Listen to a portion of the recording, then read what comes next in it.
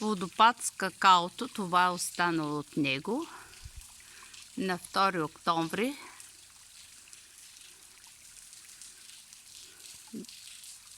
2021 година. Но няма вода в момента. Иначе е красиво. Ето това е водата.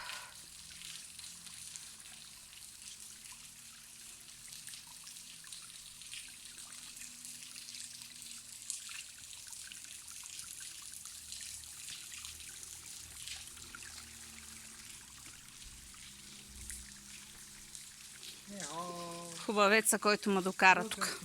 Най-хубавото място. Хладничко, приятно. Защото много топло. Красота.